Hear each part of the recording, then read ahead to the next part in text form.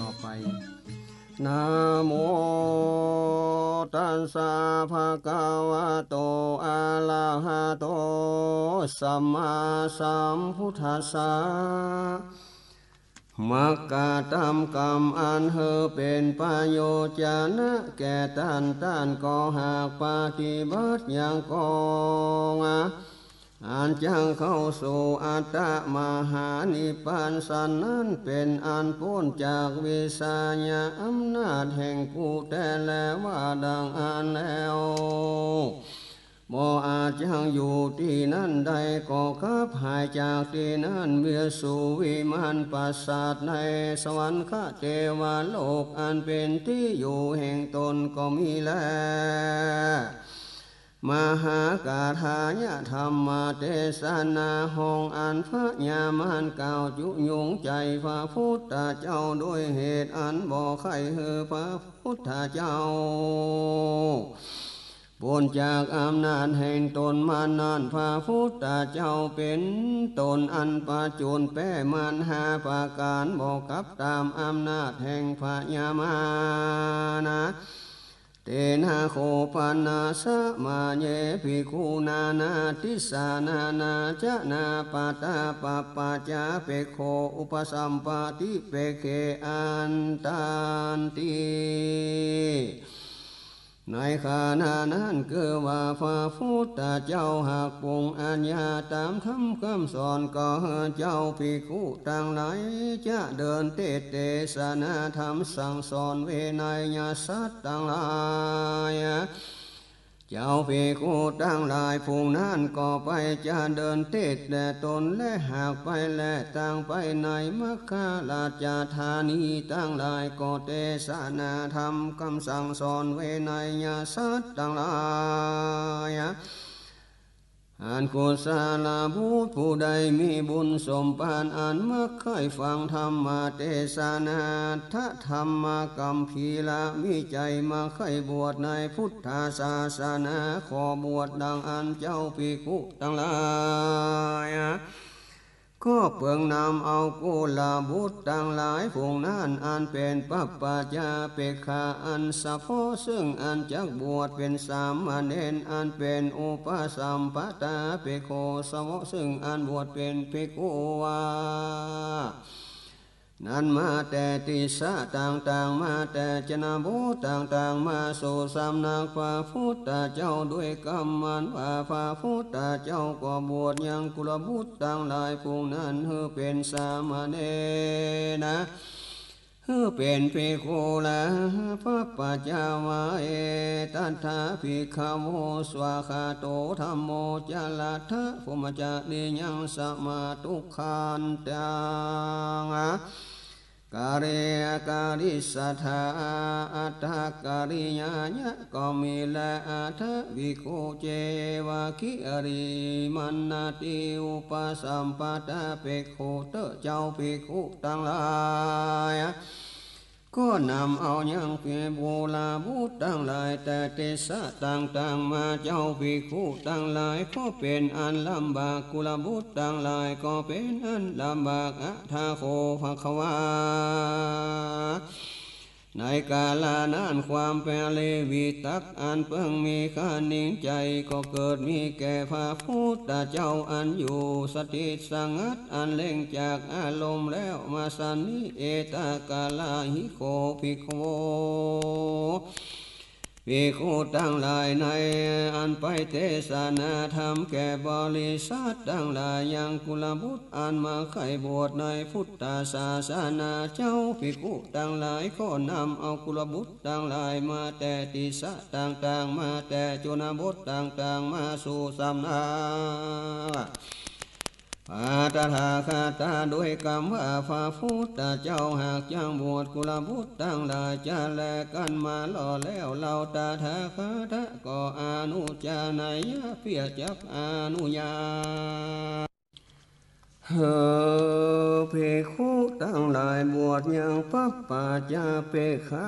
เป็นสภาวะแล้วบวชยังอุปสัมปทาเปกขะเป็นภิกขุพระพุทธเจ้าลำเพิงดังอันแล้วสาใน ปฏิสลานาบุตติโตพระพุทธเจ้าก็ออกจากอันอยู่ในที่อันเล่งจากอารมณ์และตามตะวันเย็นยังภิกขุทั้งหลายก็เฮมาผสมชุมนุมนิมิตเหตุอันนั้นเทศนาธรรมแก่ภิกขุทั้งหลายว่าภิกขเวดุลาภิกขุทั้งหลายความปาลีวิตักเกิดมีแก่เจ้าพาตาถาคาตะอันอยู่ที่สันใดอันเล่งหันจากอโลมาว่าภิกขุทั้งหลายอันไปเทศนาแล้วนำเอาปัปปาจาเปกขาและอุปสัมปันตาเปกขามาแต่ติสะต่างๆแต่โจนาบทต่างๆด้วยกรรมว่าพระพุทธเจ้ายักบวชปัปปาจาเปกขาเป็นสามเณรจักบวชอุปสัมปตาเปกขาเป็นภิกขุจาและบัดนี้ภิกขุทั้งหลายก็ลำบากโดยเที่ยวต่างปัปปาจาภิกขุเพียออกอนุญาตเธอภิกขุทั้งหลายบวชปัปปาจาแก่เปกขาเป็นสามเณรอุปสัมปตาเป็นภิกขุทั้งหลายในจนนาบทนั้นเตอะเหล่าตาถาคาตะมีปาลิตักดังแน่แล้วอนุญาภาภิกขเวดูลาภิกขุทั้งหลายเหล่าตาถาคาตะก็อนุญาตบัดนี้และท่านทั้งหลายจุงบวชปัปปาจาเปกขะเป็นสามเณรแล้วจุงอุปสมบทปสัมปตาเปกขาเป็นภิกษุในทิสานันเตบวชดีนันเตเอวันจะปันนะภิกขเวดุลาภิกขุทั้งหลายด้วยมีแต่และอันเป็นปัปปาจาเปกขาอุปสัมปตาเปกขาอันท่านทั้งหลายเกิดบวชโดยประการดังนี้ปาธามาเกสะมะโสปาเทวันตาเปตัวดูแลเจ้าภิกขุทั้งหลายจุงนำเสียแล้วยังผมและหนวดเสียแล้วเหินองค์พาอุตตลาสังสาขานุ่งผ้าขาดบัดกาตำอันเดียวเลี้ยวกังผ้าสังคาติหือเนียบาสายหือไว้ตีนเจ้าภิกขุตั้งลายเลี้ยวนั่งยองย่อเหือโหนหัวเข่ากำขวากบมาเหนือแผ่นดินแล้วเหือเลี้ยพนมมือขึ้นตั้งเหนียวหัวแล้วต้านจุงกาวว่าสันติพุทธังสารานังคัสสะธัมมังคัสสานังคัสสามิสังฆังสานังคัสสามิพุทธังสานังตุติยัมทาตุติยัมปิธัมมังสานังคัสสามิตุติยัมปิสังฆังตติยัมปิพุทธังตติยัมปิธัมมังตติยัมปิสังฆังสรณังคัจฉามิโดย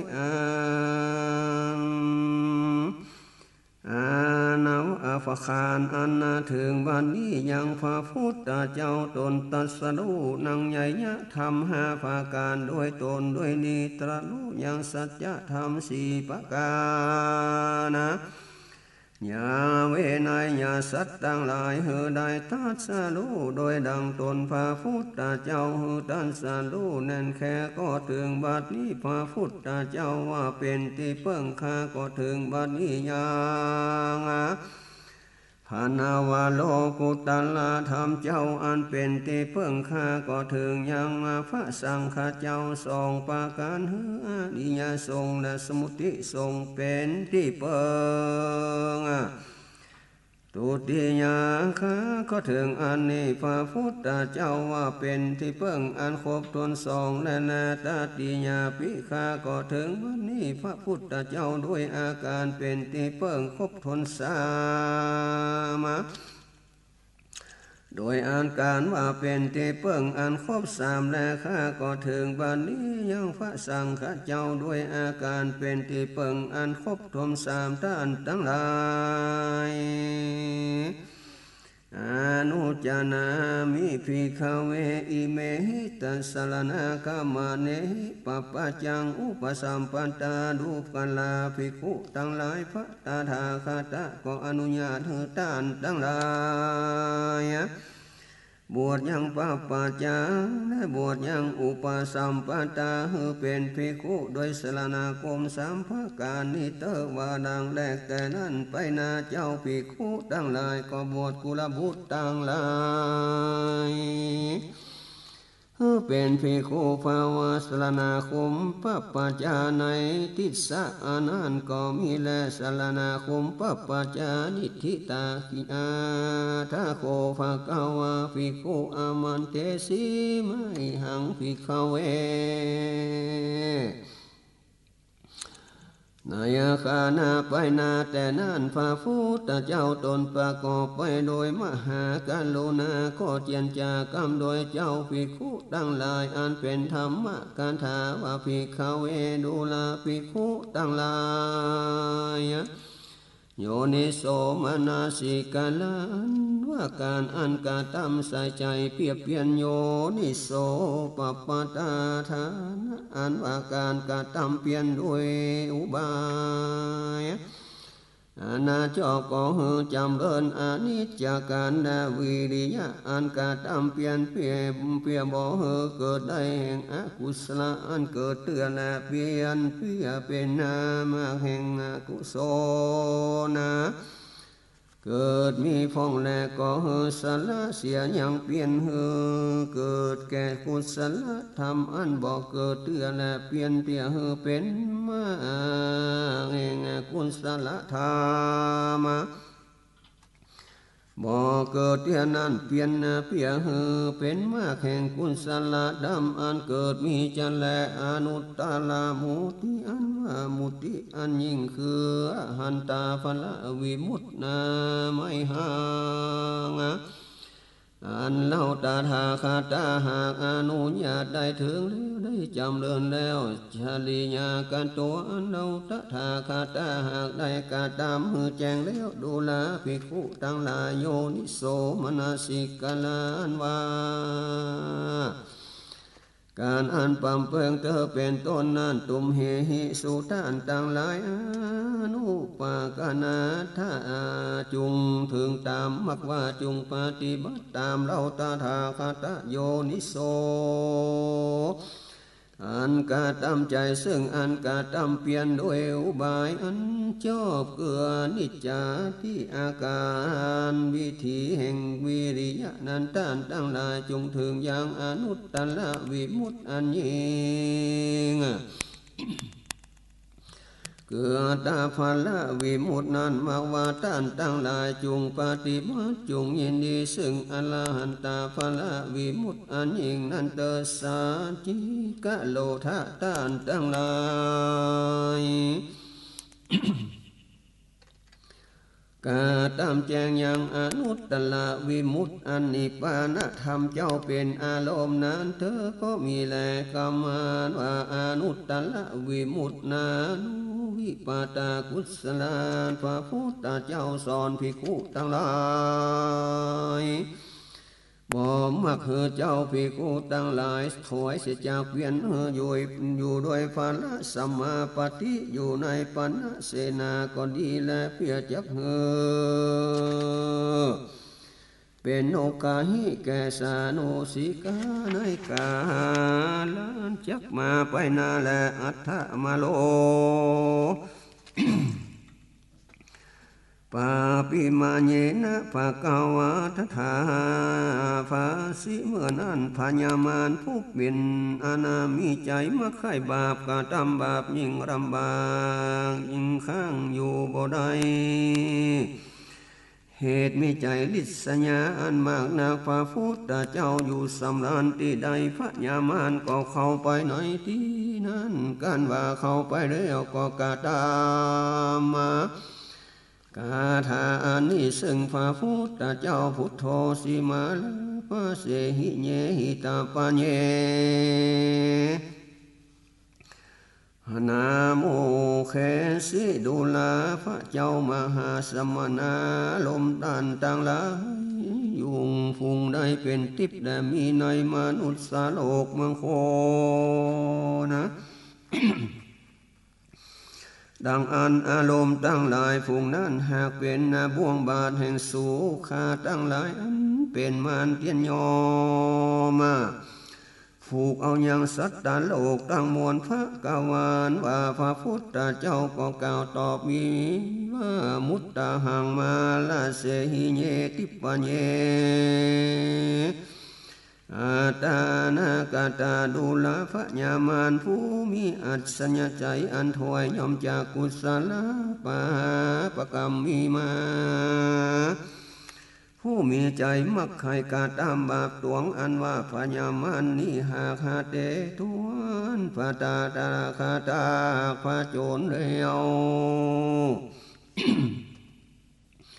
ที่ขวางไม่มาหาโพหากเฮต้านป้ายนี้แล้วก็มีวันนั้นไหนมีในเมืองคนอันบ่วงบาทแห่งต้านตั้งหลายอันเป็นมารอันเป็นกิเลสสมานะอันเล่าตาทาคาตะหากได้ละลวงคำแล้วได้ตัดเสียคำแล้วพาตาทาคาตะหากบ่เข้าในวิสัญญาอำนาจบ่วงบาทแห่งต้านมารพระพุทธเจ้ากล่าวอันแล้วมาโลอันว่าพญามารก็มีใจมักใครกาตามบาปอันพระพุทธเจ้าหากพระโจรแป้ก็กำจาแห่งมันตุขีมันก็เป็นทุกข์เป็นเหตุบัวระมวนดังอันมันมากนักคานีทูปมโนมันก็น้อยใจด้วยใจใส่ว่าเจ้าสมณะโคตก็ลูกอัญญสัญญาใส่แห่งกูกันเองแต่แลเจ้าสมณะโคต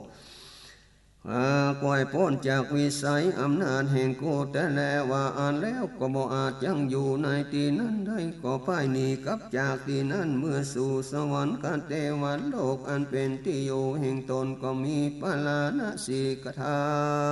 งขีญาสังวานานาทะโคภะกวาปาลานะสีอาทายรตังหิอาลินตัวนี้นะลุเวลาเตนะจาริกังปะกามิในกาลเมื่อพระพุทธเจ้าไปเทศนาธรรมจักกับปวัตนสูตรด้วยเมืองปาลาณสีแล้วพระพุทธเจ้าอยู่ในเมืองปาลาณสี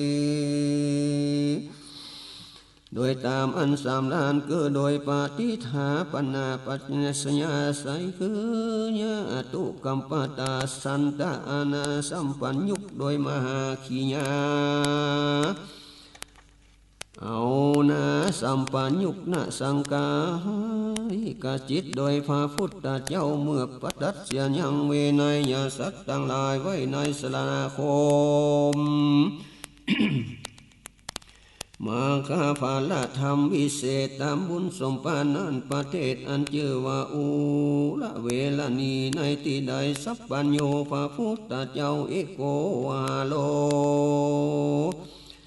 พระองค์ก็ไปในที่นั้นซึ่งอันจะเดินเทศและแย่ยาปโลวันนาไปโคนี้เมื่อพระพุทธเจ้าหาเต้าเป็นตนเดียวจะเดินยังฝูงไต่ตั้งไปอันโค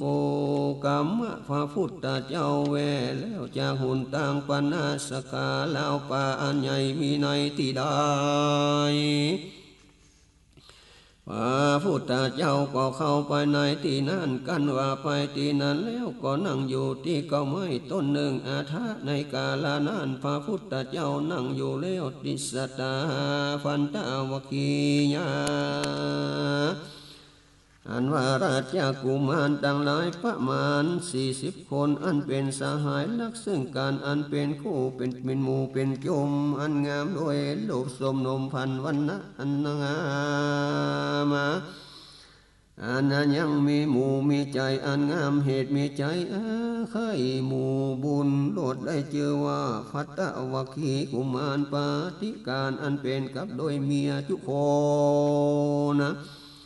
เท่าแต่ราชกุมารผู้หนึ่งบ่มีเมียราชกุมารทั้งหลายก็นำเอาเวสีคือแม่กำลังผู้หนึ่งมาฮือเป็นเมียปั้มเลือราชกุมารผู้นั้นเตโสปะเมสะโพลิจาเลโนสุในเมื่อราชกุมารทั้งหลายผู้นั้นได้ยินทั้งหลายอันเป็นเมียหากปั้มเลือนะใจ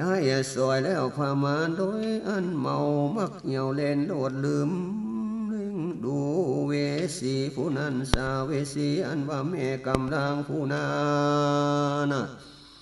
เอาเลี้ยวยังพกมาเข้าของคือว่าเครื่องประดับอันมีก้าอันมันหนักใส่พกพาสบายแล้วก่อนลักหนีไปเตะกุมอาโลราชกุมารทั้งหลายผู้นั้นก็หากใจสวยยังราชกุมารผู้นั้นจักแสวงหาแม่กำลังผู้อันนั้นดังอาณาหิคานีก็จวนกันไปในเล่าปาตีนานะเปียแสวงหาแม่กำลังผู้นั้นอาทาสังโสวาเวนสิทิอุตรัสมิงลุกขเมลาอิทินังราชกุมารทั้งหลายพวกนั้นเอี่ยวไปดังอันนสันตสังสกังก็หันพาพุทธเจ้านั่งอยู่ในที่เก้าไม้ต้นหนึ่งและติสวนาราชกุมารทั้งหลายพวกนั้นกันว่าหันพาพุทธเจ้าแล้วก็ใส่ใจว่าพระพุทธเจ้าเตียงจังหันผู้หญิงผู้นั้นมาตั้งนี้จะแลว่าอันพระพุทธเจ้าอยู่ที่ใดราชกุมารทั้งสองก็เข้าไปในที่นั้นอภิพันเตภกวาอิติสมัยยาคาเดพระพุทธเจ้าอยู่ในที่นี้แม้นว่าจะลือก็เปิงยังจังหันยิงผู้หนึ่งอันมานั่นจะแลมักว่ายิงผู้หนึ่งเอาเข้าของผู้ฆ่าแลลักเสียผู้ฆ่าตั้งหลายพระพุทธเจ้าสลังยังอาเจ้าหันยังยิงผู้นั้นจะแลพระกวาอันว่าพระพุทธเจ้าก็กล่าวว่ากิงปัณโวกุมาลาอิทธิญาดูลากุมารตั้งหลายพระเจ้านะอันใดแห่งผู้สู่ท่านตั้งหลายโดยอันไปแสวงหาผู้หญิงอันจาราชกุมารตั้งได้เขาว่าฟันเตข้าเดพระพุทธเจ้าผู้ข้านี้มีประมาณ30 คนเป็นสหายรักกับกันโดยกันเป็นจุ่มนูเป็นจุ่มอันงามและได้ชื่อว่าพัตตะฟักขีสัมปาปาติกันเป็นกับโดยยิงเป็นเมียทุกคนผู้มานาผู้หนึ่งบ่มีผู้ฆ่าตั้งหลายก็นำเอาเวสีแม่กำลังผู้หนึ่งมาฮือเป็นเมียความเลินโดยอันละเมาเอี่ยวเล่นะล้วนลืมมาเล่นหาดังอันสาเวสีแม่กำลังผู้นั้นก็ยังยกเอาเข้าของลักหนีไปแล้วข้าแก่พระพุทธเจ้าผู้ฆ่าตั้งหลายก็ได้ใจสหายผู้นั้นและเหตุดังอันผู้ฆ่าตั้งหลายอันจะเดินหาผู้หญิงนั้นและพระกวาอันว่าพระพุทธเจ้ากล่าวว่ากิ่งปัญญาทโวกุมาโลดุลากุมารตั้งหลายท่านตั้งหลายยังใส่ใจดังลือซึ่งอันแสวงหายังแม่กำลังอันจาก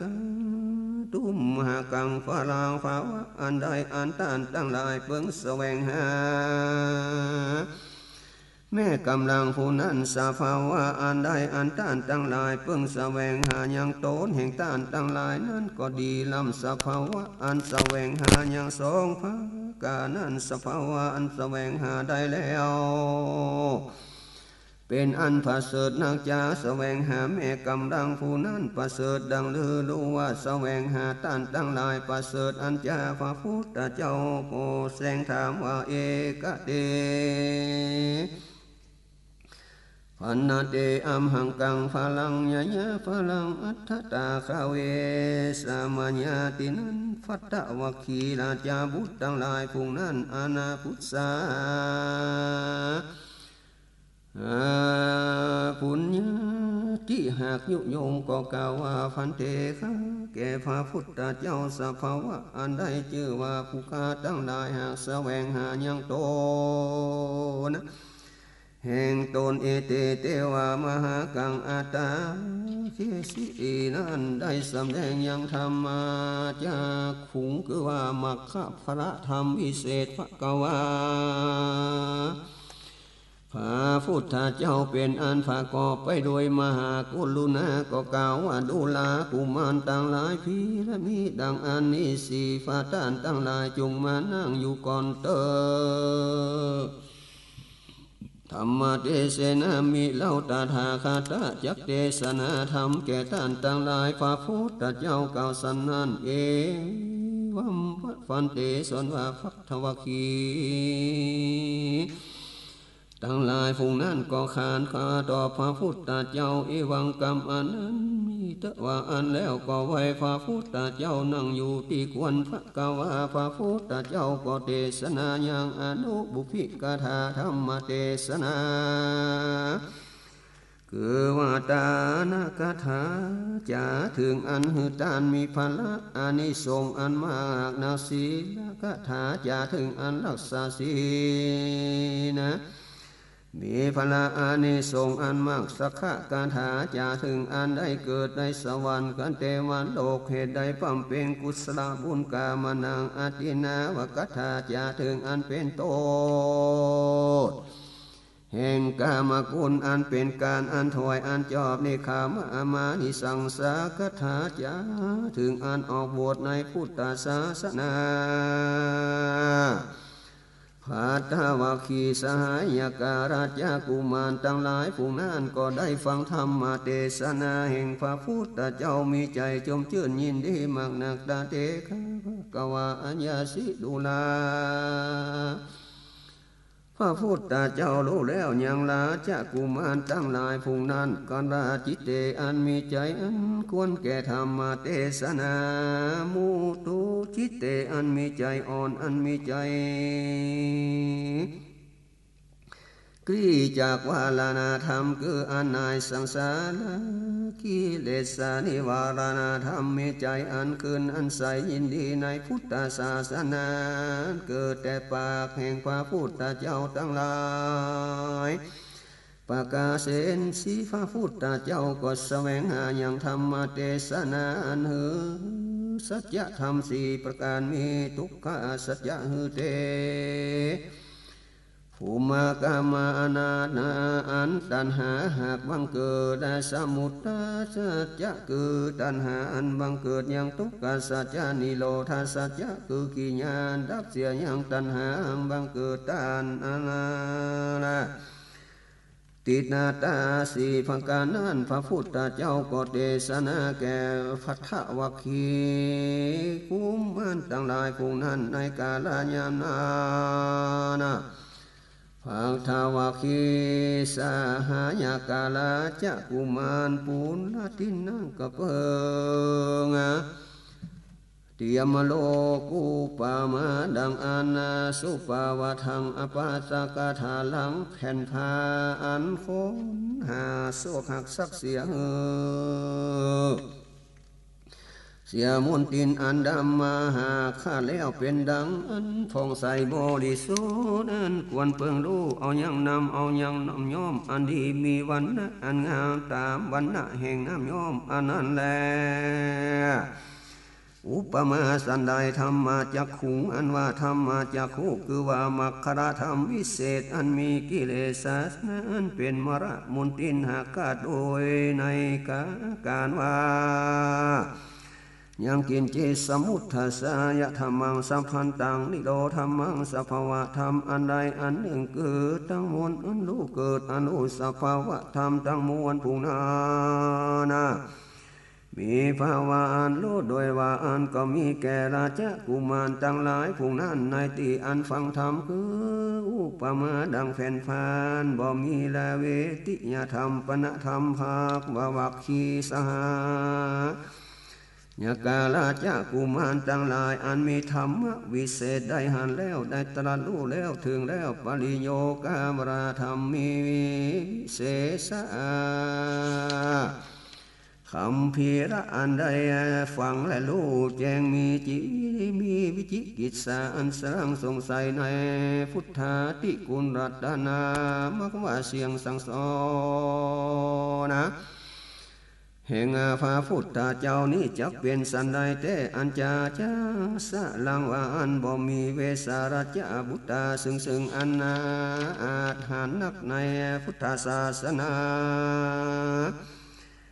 ปราปัญจญาบ่สำแดงอย่างผู้กันละผู้อื่นกาตามพระพุทธเจ้าว่าเป็นปัจจัยเป็นครูอาโวสูงก็กล่าวยังกรรมอันนั้นซึ่งพระพุทธเจ้าว่าลาไฟยามังเมื่อยังฝันเตภากาวาโตข้าแก่พระพุทธเจ้ามันยังอันว่าผู้ข้าทั้งหลายละเพญามะก็เพิ่งได้บัดนี้ปัสสางยากรรมอันบวชสมานเอละเพิ่งได้ยังอุปสัมปตากรรมอันบวชเป็นภิกขุภาวาในสังฆพระพุทธเจ้าละเอฟติภิกขโวติพระพุทธเจ้าก็กล่าวคำเรียกเอาโดยพุทธโมหันว่าเอฟาเอหิภิกขโวดุลาภิกขุทั้งหลายท่านจงมาสู่พุทธศาสนาพระตถาคตเทศนาดีนั่งแลจาลาภาท่านทั้งหลายจงปั้มเพ่งพรหมจาริญาอันประเสริฐพงกาดำอันเฮือเสียงแห่งบรรณาทุกตั้งมวลเถอะพระพุทธเจ้าว่าอันนาสาวโตสังอัญญสมันตานังอุปสัมปตาพระพุทธเจ้ากล่าวว่าเอหิภิกขโวนี้หากคือแล้วอุปสัมปตากรรมแก่พัทธวคีลาจะกุมารผู้นั้นคือเป็นภิกขุในสาภวะอันทาโลงอัฏฐบริการจุตนอุดมยิ่งนักโดยสามณเปตมีวิยาปะทะกับอินทรีย์เป็นพัทธวคีภิกขุ30 ตนก็มีแลตั้งแต่นั้นพระเจ้ามีพระมารวันใด1 ตนทั้งพระองค์ตนพระพุทธเจ้าเป็นประธานก็มีในโลกนี้พระพุทธเจ้าก็คือพัทธวคีภิกขุทั้งหลาย30 ตนนาจะเดินเตและตนต้านไปเทศนาธรรมสั่งสอนเวไนยเสทั้งหลายอัฏฐโคภกวานุบุเพนะจริยากาจลามาโนเยนะอุตรเวลาต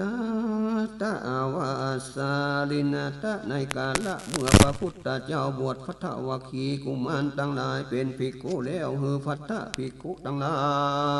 ย30 นั้นไปจะเดินเทศเพียสอนยังเวนยสัตว์ปะกาวานว่าพระพุทธเจ้าเอโกก็หากเต้าพระองค์เดียวสิ่งเดียวก็ภาคจากวันนาสัญญาลามป่าใหญ่ที่นั้นเพียจะเดินเทศหุนทางไปสู่ประเทศอันนาชื่ออุรุเวลามีในที่ใดพุทธเจ้าก็ไปเถิดลอดถึงยังอุโลเวละปะเทตินันเตนะโคปันนะสมัญเยอโลเวลาปะเทวสันนีในกาลนั้นยังมีตาปัสสะราศีทั้งหลาย3 ตนหนึ่งชื่อว่าอุโลเวลากัสสปะตนหนึ่งชื่อว่านาทีกัสสปะตนหนึ่งชื่อว่าขัญญากัสสปะก็อยู่ตราบอาสินตบะสินในที่นั้นลำละสินทั้งหลาย3 ตนนั้นส่วนมาอุเวละกัสสปะละสินนั้นก็มีปริวาร500 ตนเป็นปริวารเป็นลูกศิษย์นาญาโตญาณโกท่านเป็นใหญ่เป็นประธานญาโคเป็นผู้สั่งสอนยังกองวัดปฏิบัติอันเป็นลัทธิแห่งตนอาโคเป็นผู้ประเสริฐกว่าลูกศิษย์ทั้งหลายส่วนนาทีกัสสปะนั้นมีราศีทั้งหลายได้300 ตนเป็นปริวารเป็นลูกศิษย์ท่านพระเป็นอาโคเตียนย่อมสั่งสอนในกองวัดปฏิบัติอันเป็นมรมุนตินแห่งตนแล้วส่วนว่าขยากัสสปะราศี ก็มีราศีทั้งหลาย200 ตนเป็นปาริวานตนปฏิบัติดีนั่นอันคือกติกาซึ่งการกันว่าเราทั้งหลายตนได้หากาลอหลอนวิตักอันบ่มีกามาติกะเป็นต้นและมีเมื่อใดอันเจ้าตนนั้นจงไปเอาสารแต่ต้านมาไว้ที่นั่นโดยอันเอาใบไม้ใบตองห่อเอาและฐานะที่นั่นโดดเป็นกองอาณาใหญ่และปาเทตินั่นโลดปรากฏชื่อว่าเวอุลุเวลาเมื่ออันจันและอาทาโคภะกวาอุโลเวลากัสสปะสันนิปัสสะโมนิปัสสังก็มีในกาลเมื่อพระพุทธเจ้าไปหลอดโอโลเวลากัสสปะปาเทตินั่นดังอันสมุโทสมาสลาอันเป็นที่อยู่ใหญ่อุโลเวลากัสสปะลาสีนั้นก็ซึ่งก้าวยังกรรมอันนั้นซึ่งอุโลเวลากัสสปะลาสีสัจเจเตกัสสปะอุโลสยาดุกลาสาปะอาคาลุอันว่าสภาวะอันบ่เป็นบ่ลับบ่ลำบากใจแก่ท่านมีและดังอันเล่าตถาคตาก็เพิ่งว่าจักจอดอยู่ในลงไฟแห่งตานะพามานขึ้นเดียวนี้แลพระพุทธเจ้ากาวานันนาเมตาสามาโคจะเคนดาตัตนาคณาลาจะอิทธิมาอาสิวิโสมโคระวิโสกัมมาหิเฮเทสิอุโลเวลากัสสปะลาสีกาวาดุกาลาเจ้ามหาสมณะผีว่าเจ้ากูมีพระโยจนานจักบวชอยู่ในโรงไฟที่นี่แต่ดังอันภาวะอันเป็นหมู่อันลำบากมาฝานใจก็บ่มีแก่ข้าและเตาว่ายังมีพญานาคตัวหนึ่งเตียนยอมอยู่ในโรงไฟที่นั่นพญานาคตัวนั้นจักจันนาโดอันการมีพิษอันนักปาโลโซอนาญาปอนาคน้องยิ่งนักอาศีวิโสอันมีพิษอันน้ำอาโกนคาโลสีโสอันพิษอันเปื้องกวนนักแลพญานาคตัวนี้เจ้าอย่าได้จักคือพญานาคตัวนั้นไปเบียดเบียนเตระสีว่าดังอันตุติญาภิโคภะกวานว่าพระพุทธเจ้าก็กล่าวซึ่งอุโลเวกัสสปะลาสีทน2 ทีดูลากัสสปะอาคาโลภาวะอันเป็นหมู่ลำบากฝันใจผีและมีแม่แก่ตาดังอันเล่าก็เปิงจางจอดอยู่ลงไฟนี่พามานคืนเดียวและอาณาโคเมมหาสามนากาโลเวลากัสสปะลาสีก็ห้ามกำพระพุทธเจ้า3 ทีแล้วเป็นอาหารกาตามเปลี่ยนจำเริญเมตตาพรหมวิหารนั้นแข่งขัดนักพระปอพญานาคตัวมีอิทธิโดยที่อนุภาวามังนักหากอุปาทากทุกคนดีๆเจ้าได้สีรวดหามพระพุทธเจ้าพระกวานว่าพระพุทธเจ้าก็หากรู้แล้วหากแสงกาวสันนิเพียจักสอนอุลุเวลากัสสปะราศีตนนั้นเมื่ออุลุเวลากัสสปะราศีหากห้ามพระพุทธเจ้าก็กล่าวว่าอาเปวนามากิเหยยาอิสังกตัวกัสสปะอนุจานาหิดูกาลากัสสปะเมนนาชื่อดังเลืออันว่าพญานาคตัวนั้นก็บอกว่าจักกะตามได้เบียดเบียนเราได้จะแลเราก็เสียนตา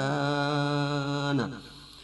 จงให้โอกาสแก่เราเพียให้เราจอดอยู่ในลงไฟที่นั่นเตอะพระพุทธเจ้าหากแสงกาวดันนั้นวิหารสมณกถาสุขังอุรุเวลากัสสปะลาสีกาวา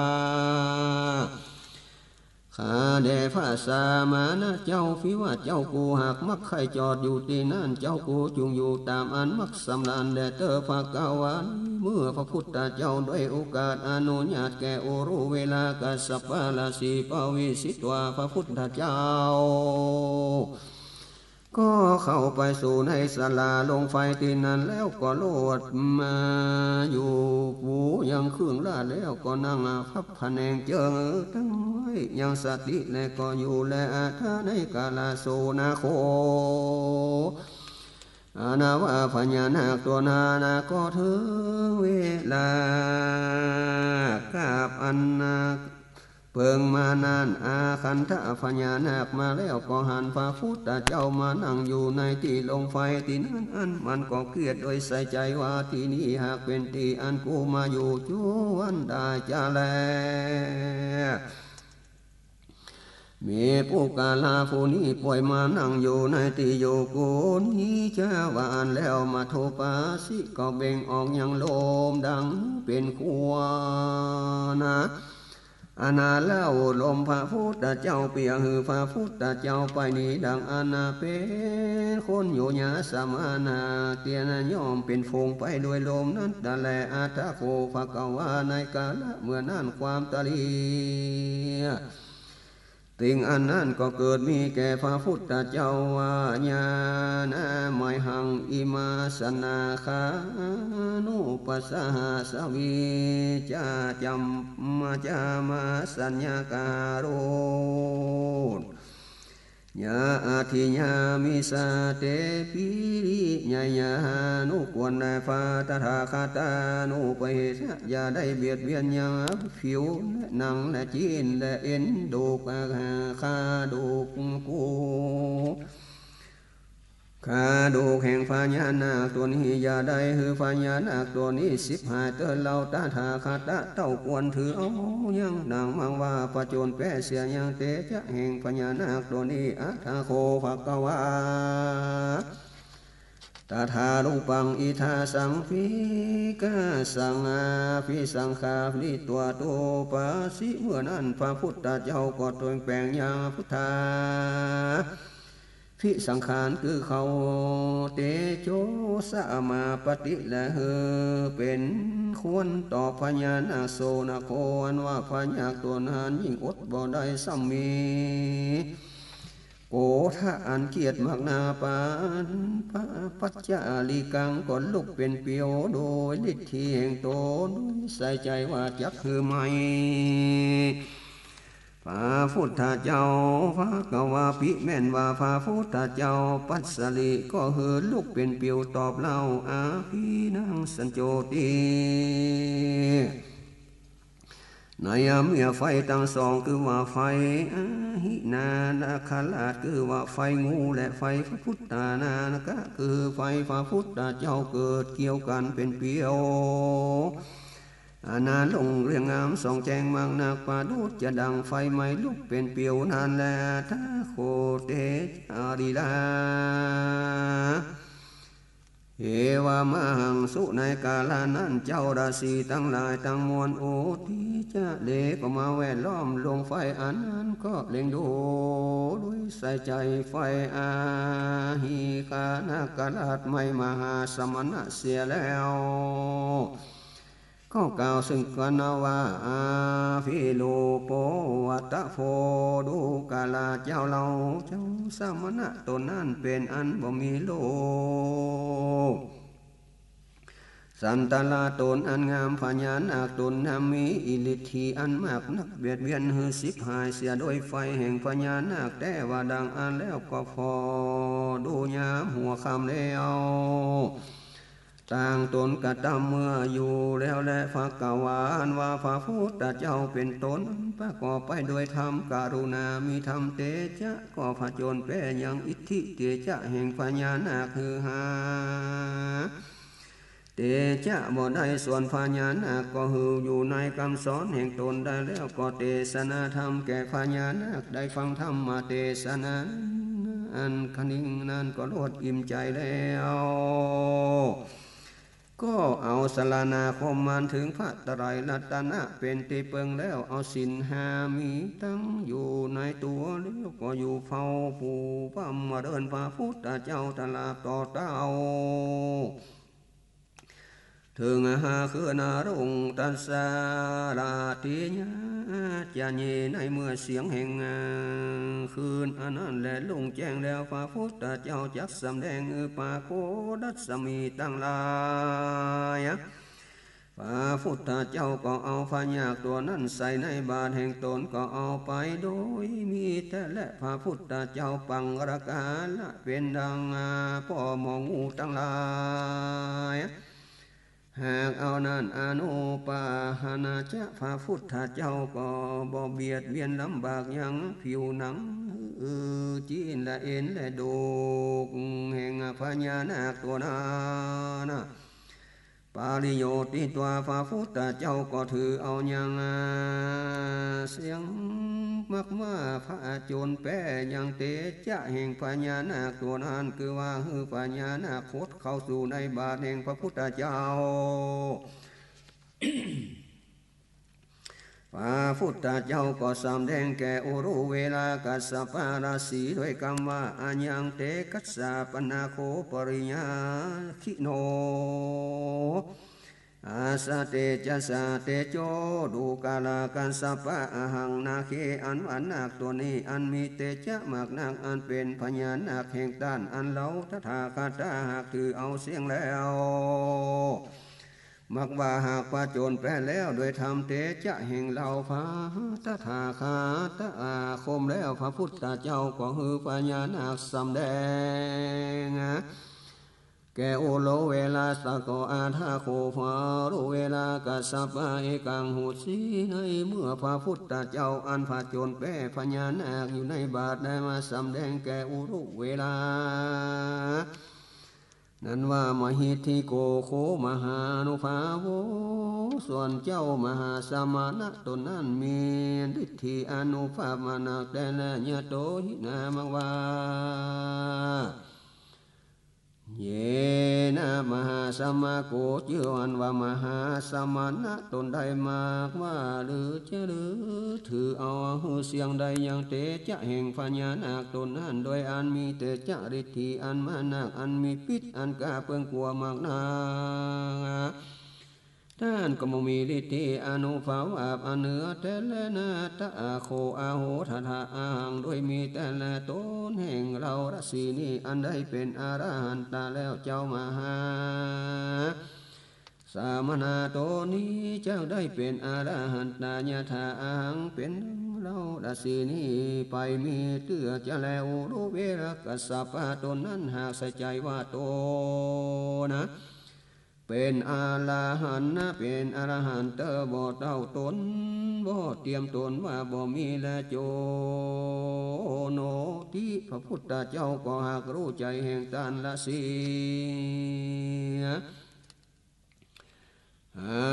ก็ดูเป็นดังบ่รู้เปียจังกองสาสอนตานาละสีก็ฮือภาวะอุรุเวลากัสสปะเสียละมาขาวาจาถึงกาละอันควรพระพุทธเจ้าก็กล่าวซึ่งโอโลเวลากัสสปะตนนั้นว่าดังนี้โลนปตถากัสสะก็มีพระโยจนะเพื่อจังใจอยู่ในคืนนี้ก่อนแลอาคาลุสภาวานเป็นนักก็ลำบากพันใจแก่ท่านพีละมีดังอาณาเนรัญญาลาญะอันมีในที่ไกลอยู่แม่น้ำเนรัญสนานันเดคาสัญญาเหนะเพื่ออยู่ในคืนนี้ก่อนแลว่าอันนะโคเมมาสมานาโกโรสปาเมจะตั้งข้าแก่มหาสมานะสภาวะอันเป็นนักลำบากและฝันใจบ่มีแก่ข้าและเต่าว่าโดยมีแต่และเจ้ามหาสมานะพาธนามักไปเป็นสุขสำราญนะ แก่ตนหาดีหลีได้ข้าก็ห้ามเจ้าคูและส่วนพญานาคตัวนั้นอันมีฤทธิอนุภาพมากนาพญานาคตัวนั้นยังอยู่ในโลงไฟที่นั้นเผากระทำได้แก่เจ้ากูเจ้ามหาสมณะอย่าจังว่าฮือพญานาคตัวนั้นได้เกียรติเบียดเบียนกระทำฮือเป็นอุนตรายเตอเจ้ากล่าวว่าดูกาลาก็สปาลาสีเราก็เตียนต้านแล้วต้านจุงเฮออนุญาตเปียเฮอจอดอยู่ในตีนั้นแม่นดังลืออันว่าพญานาคตัวนั้นก็บ่ร้ายว่าจักเบียดเบียนกาตามได้คือเป็นอุนตรายแก่เราได้จาและนาพระพุทธเจ้าก็ตั้งตาประโสรู้เวลากัสปาลาสีก็ฮืออนุญาตแก่พระพุทธเจ้าบ่ยานบ่กลัวแต่ไฟอันใดสักอันหาบ่เข็ดบ่ขามมีไฟอันกลัวหากข้ามลงแล้วปาวิสิก็เข้าไปสู่ดวงไฟอันนั้นเราจันแลอาหังนาโคอันว่าพญานั้นคืองูที่สัวก็หันแล้วอิมาสมิงยังพระพุทธเจ้าตนอันแสวงหาคุณอันประเสริฐเตียนยอมมาคือเป็นประโยชน์จะแน่แก่สันตโลกและหากเข้ามาสันนั้นมันก็เกียดด้วยใส่ใจว่าผู้กาณผู้นั้นจักเข้ามาอยู่ในที่อยู่แห่งมันนึจาก็เบ่งออกยังลมมันแห่งตนเฮอเป็นคนเล่าเปรียวว่าจักเฮอถูกต้องยังตนพระพุทธเจ้าเฮอตนพระพุทธเจ้าย่อยเป็นขจวนไปและอนุสนาโคอนว่ามาโนสนาคือพญาคือพระพุทธเจ้าสมานาโสมีใจยินดีในใจอันงามก็บอกเกียรติตอบเหตุพระกอบไปโดยเมตตาอาทิปโนพระกอบไปโดยใจอันยินดีเหตุประกอบไปโดยมหาการุณาเป็นต้นนั้นสลาดในเตจาคาตุกาสินาลกนาปฏินานามาทุปาสิพระพุทธเจ้าของฮือเป็นควรตอบเราปัญญานาก็เกียรติมากนาก็เบ่งยังร่มออกฮือเป็นเปียวไฟเพียฮือไม่พระพุทธเจ้าสมนุสมนาโคอันวามนุษนาคือพระพุทธเจ้าก็เบ่งเตโจธาตุคือเป็นเปียวตอบเล่าเอสานังโจติภูตานังในเมื่อไฟสองประการคือว่าไฟแห่งอาที่เนคราชาไฟแห่งพระพุทธเจ้าเกิดมีเกี่ยวกันปรากฏรุ่งเรืองพุ่งห่อลงไฟดังอัญจาพีนาส่วนราศีทั้งหลายโอที่จะเลก็มาเล็งแวดล้อมเล็งโดก็กล่าวซึ่งกันเล่าโพดูละเจ้าเล่าอาภิสมุสาวาตสมโนเจ้ามาสามานะเจ้าบัวละมวลโดยโลกสนหาลังอาศีอันงามเจริญป่วยฮืออาหินาคราชาได้เฝ้าดังอ่านโออินดูเจ้ามาสามานะแต่นอ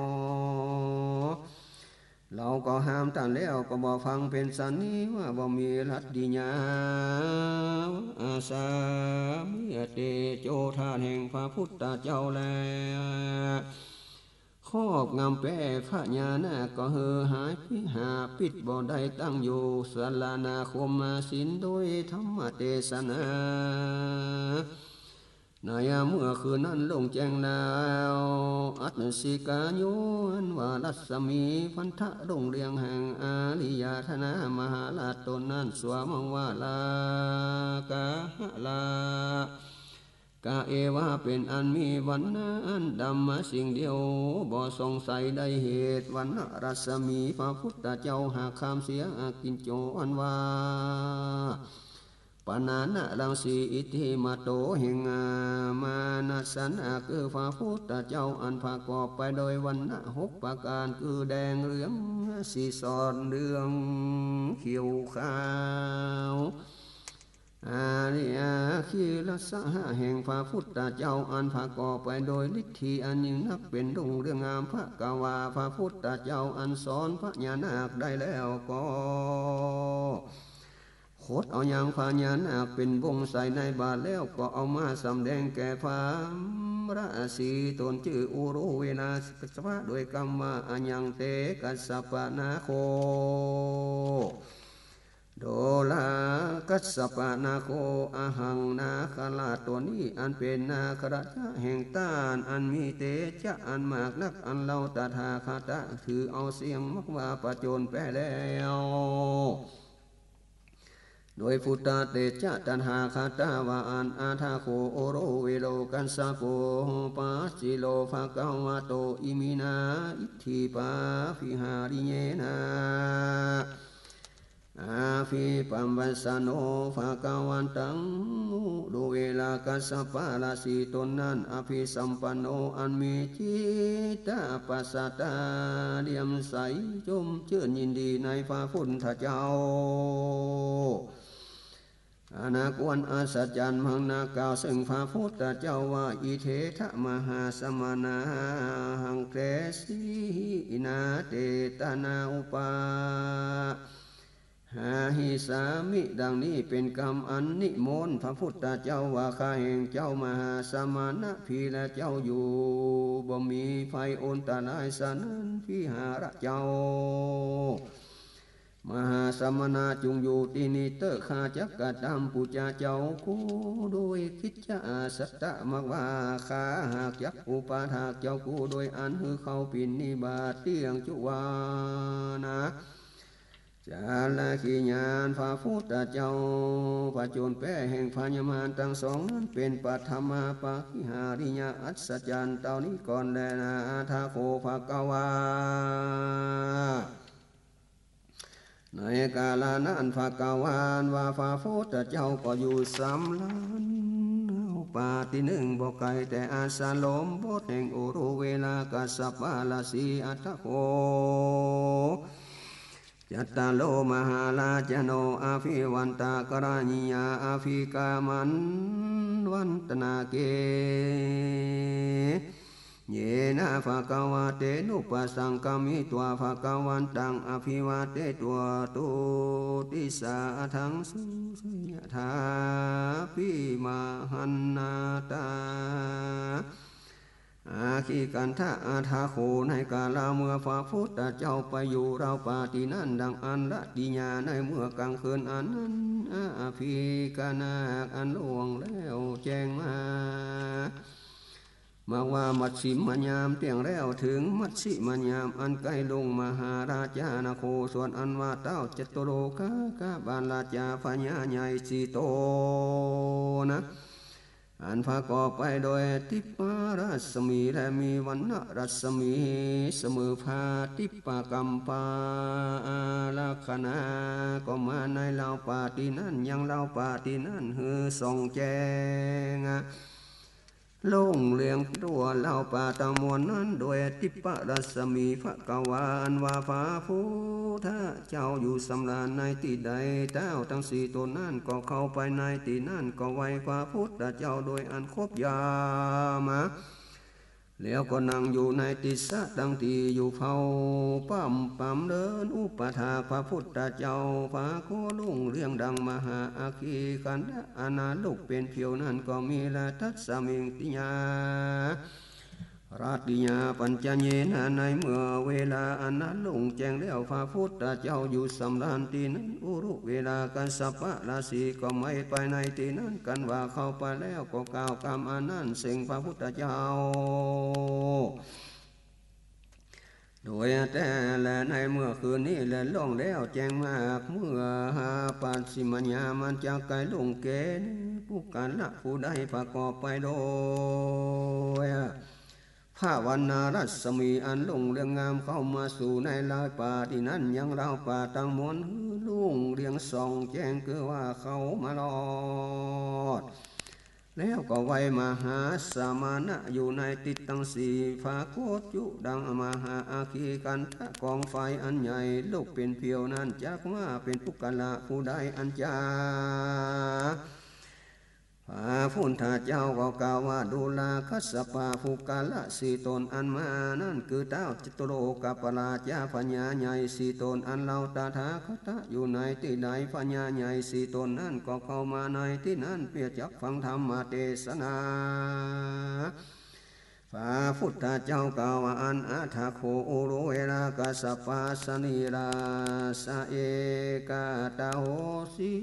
เมื่อดังอันความกานิ่งใจอันนั้นก็เกิดมีแก่โอโรเวลากัสสปะธรรมเสวนาเนี่ยโดยมีแต่ละส่วนเจ้ามหาสามานะนี้มีอิทธิฤทธิอนุภาพนาญาโตหินามว่าชื่อรังลือกันว่าเต้าจตุโลกปราชาใหญ่สีโตนะก็มาสู่สำนักอยู่ปำเดินฟังธรรมฮีลาโดยจานา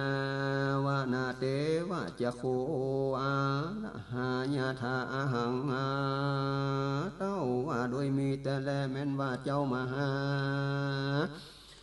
สามนามีฤทธิอนุภาพมากนักดังอันก็ดีก็บ่ได้เป็นอรหันตาเตียพลังเป็นดังตนกูนี่แหละว่าอันโดยมีแต่ละต้านหากใส่ใจว่าต้านได้เป็นอรหันต์แล้วว่าดังอันพระกวาพระพุทธเจ้า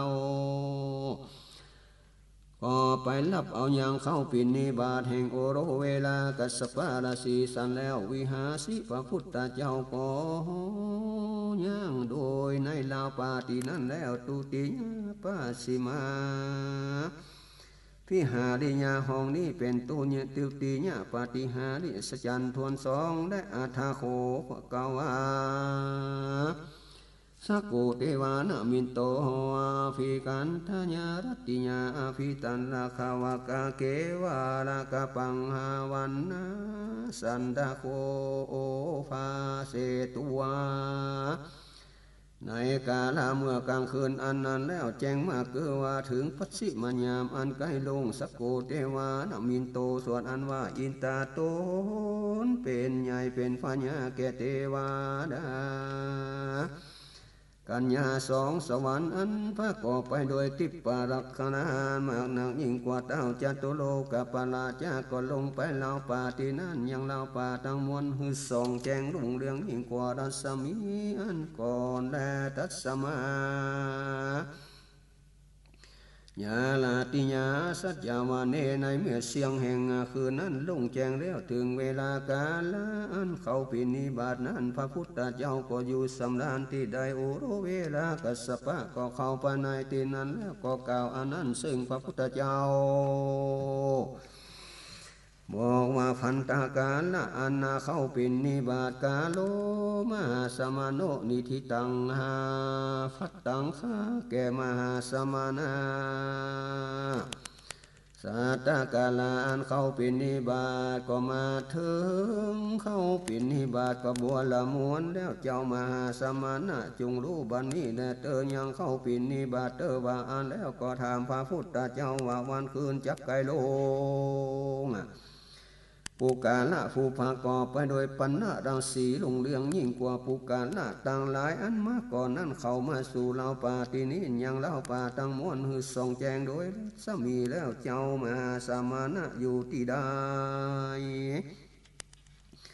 ก็เข้าไปในที่นั่นไว้เจ้ามหาสมานาแล้วก็อยู่ที่กวนภาโกดูดจะดังมหาอัคคีของไฟอันใหญ่อันลุกเป็นเปียวนั่นเกณนุโคจังว่าปุกาลาผู้ใดอันจาว่าอันได้เอโสโคกัสสะปัสสะสักโกเทวานามินโตภาพุทธเจ้ากล่าวว่าดูกาลากาสาปาปุกาละผู้นั้นคือว่านาคอินตาทิปติราชาตนเป็นเจ้าเป็นใหญ่แก่เทพดากัญญาสองสวรรค์จันฟ้าลงมาสู่สำนักแห่งเราอาตาธาคาตาเปียฟังธรรมเทศนาแก่เหล่าพาตาธาคาตาแล้วเทศนาปาลิโยสานิมหาโห วะขังมามะฆาลานังตาติยังนิทิตังขีญาสังวันนาแก้ไขยังโอวาทมหานิทานาสูตรผูกทวนสามก็บังกมสมเด็จเสด็จ